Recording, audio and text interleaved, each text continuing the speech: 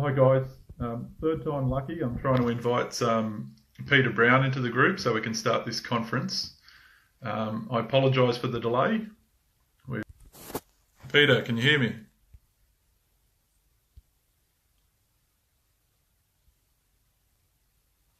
Okay, here we go.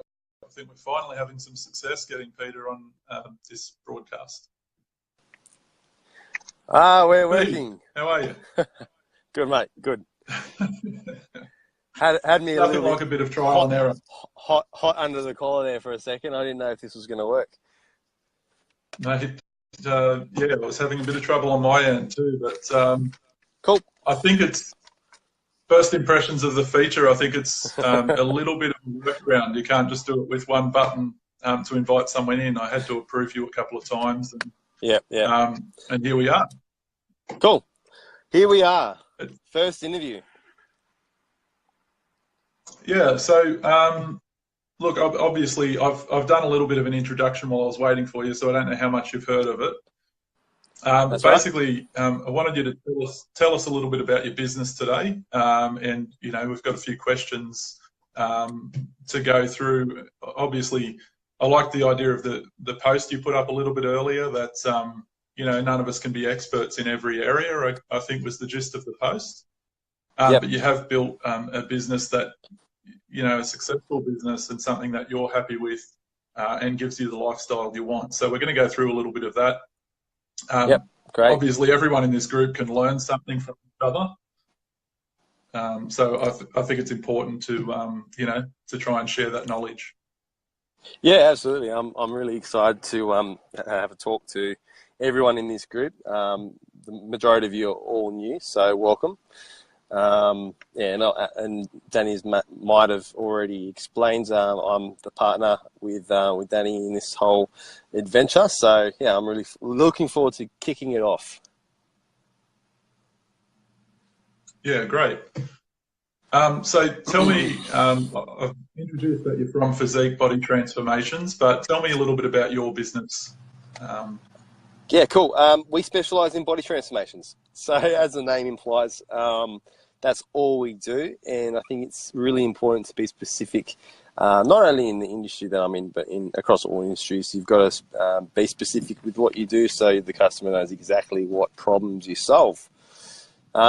Physique started in a park.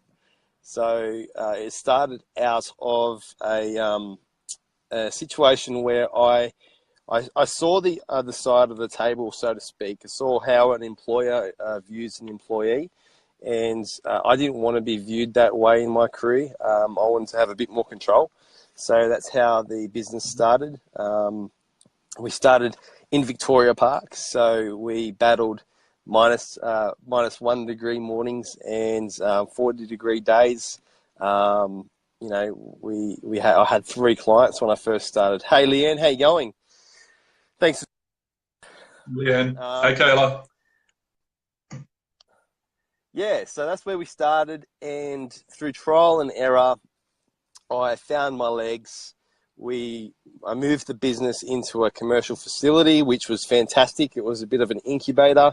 I had a captured audience that I could grow from, and from there, I got a bit more confidence, went out on my own, and had my first facility. I went out on my own with my partner, who is now my fiance. And we learnt a lot of lessons through that experience, and now we're in the facility we're in.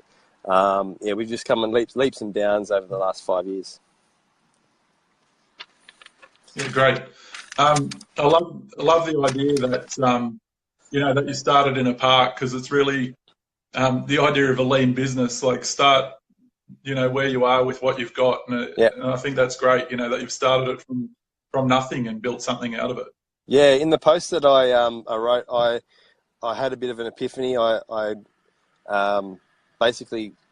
was writing about how we had no budgets with marketing. We had not a lot of capital, and for the most part, we used our own money. So I'm really proud of being able to say that we've created a 6-figure business from scratch.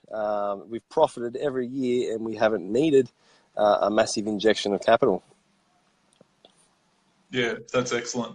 And I don't think, I don't think that experience is uncommon of not having much, in the way of marketing funds to start with. Yeah.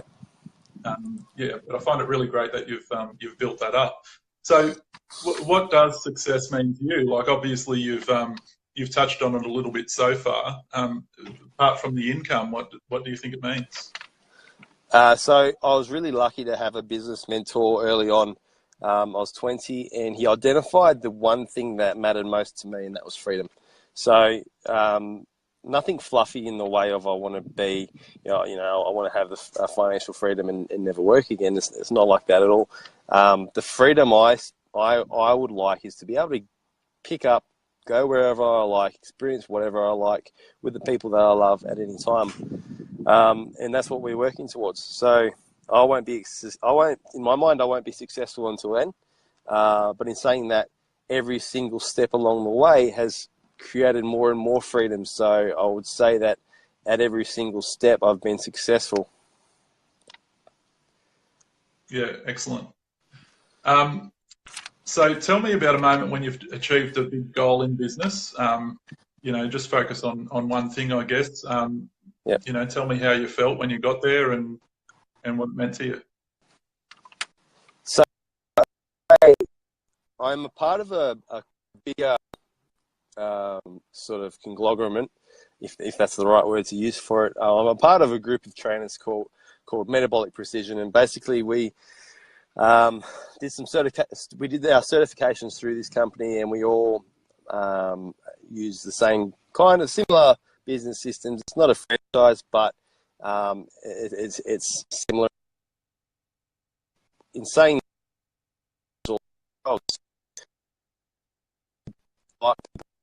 ideas off, and my business success would have been in 2016. It completely blindsided me. I went down to the awards night in Melbourne, and I was awarded Business Person of the Year.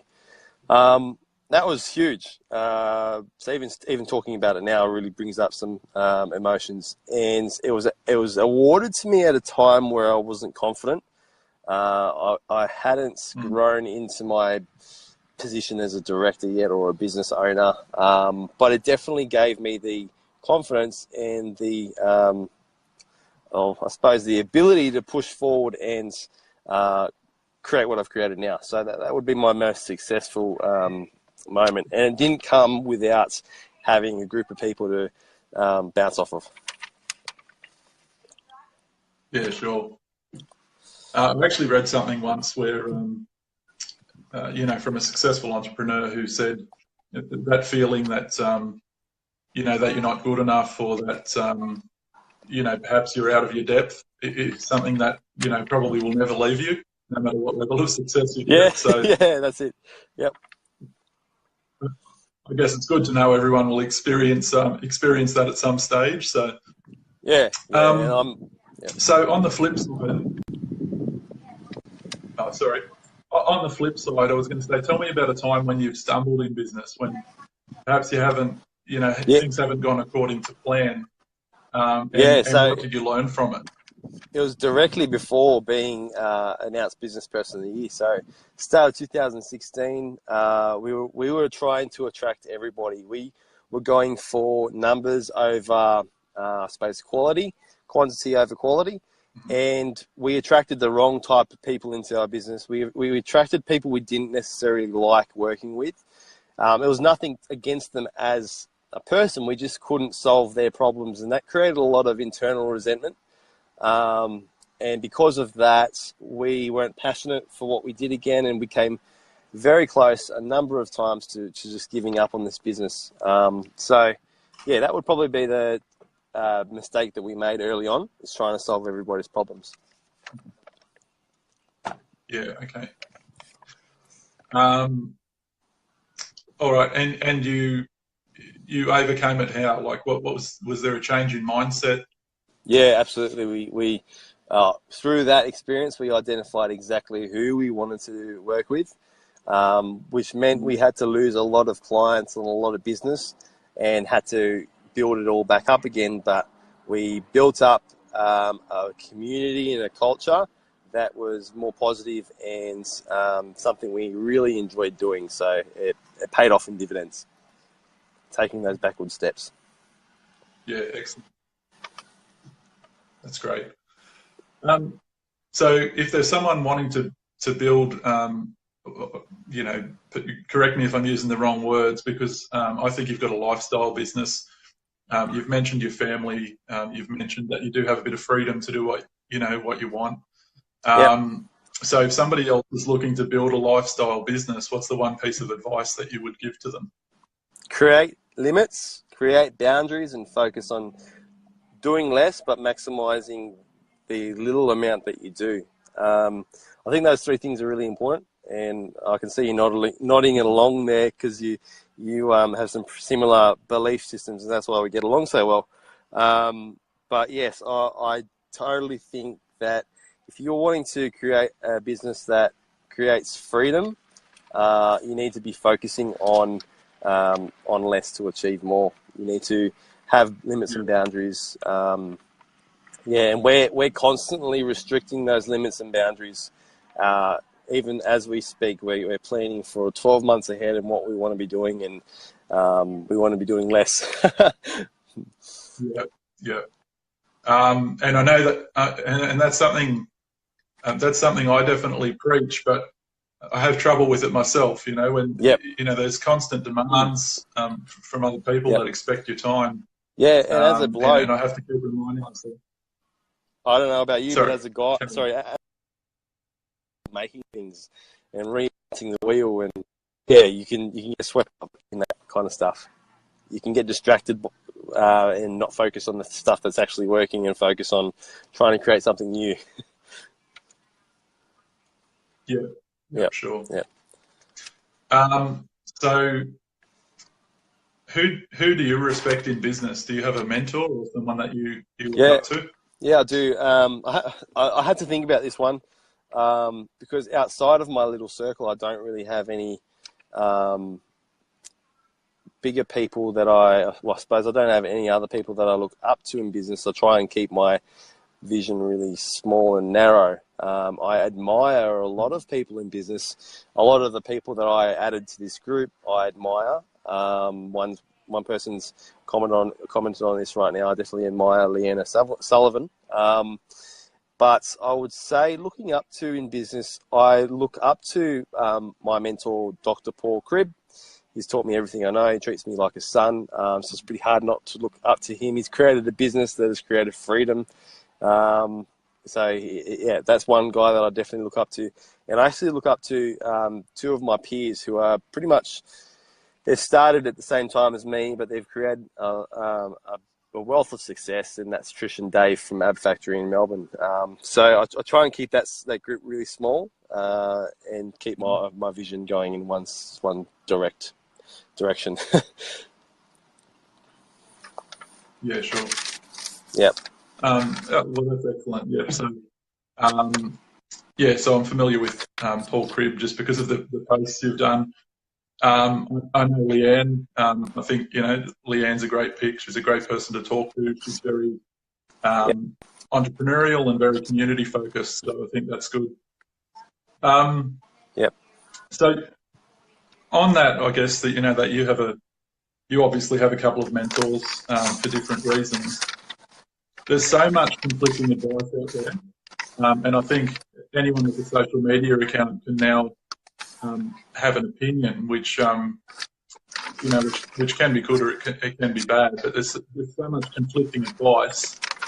Who would you suggest that someone listens to, or how would you suggest they evaluate who the experts are? You need somebody that has done exactly what you want to do, and you need to just follow their path. There's a saying I only heard recently, and that's, if you want to successfully settle an area, you go where the founders have already been. So if you'd imagine the people who first settled Australia, they would have had to gone through some hardships along the way, and they left their mark. And then the people who came after that, and after that, had an easier and easier job. And the same thing goes with business. Is if you want to create some success, find somebody that's already done it and move through their wake. Yeah, sure. Yeah. I find that interesting, actually, the contrast between theory. There's a lot of people out there who know how to do something, Yeah. or supposedly do, but putting it in practice is a very different thing, as you know. Yeah, absolutely. Yeah, so it's always, I always like the idea of someone who has been there and done it. Yep.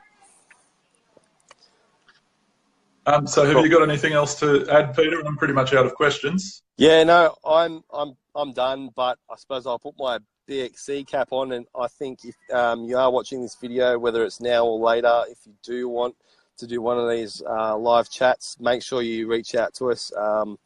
We've got our eye, or I've got my eye on a couple of people. I'm sure Danny does too. So we will definitely be calling some people up in the coming weeks. But thanks for watching. And if you've got any questions, guys, please feel free to put them in the comments below. If there are questions for Peter or myself, and we're happy to answer those. Thanks, guys. Thanks for watching. All right, thanks Danny. for your time, Peter. And thanks for everyone. See you.